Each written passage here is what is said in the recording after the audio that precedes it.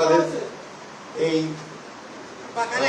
দেশনেত্রী জানাজা, দাফন, মন্ত্রসূচির সমস্ত কাজগুলো সুষ্ঠুভাবে সম্পন্ন করার জন্য কোঅর্ডিনেট করার জন্য তারা আমাকে আমন্ত্রণ জানিয়েছিলেন ক্যাবিনেট থেকে।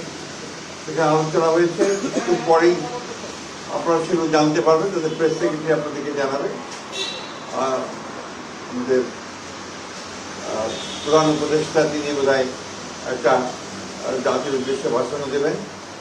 আপনারা তাদের কাছ থেকে সব কিছু জানতে পারবেন, যেহেতু তাদের মিটিং তারাই জানাবেন, সেটাই ভালো হবে। আমাদের বিষয়গুলো আমরা আপনাদেরকে সকালে জানিয়েছি। আর আমাদের 12:30টার সময় আমাদের স্ট্যান্ডিং কমিটির একটা মিটিং আছে বিএনপির।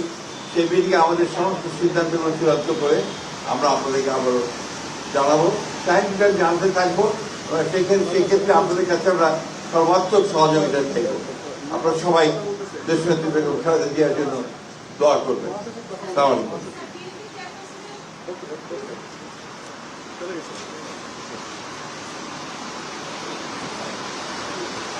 মোবাইল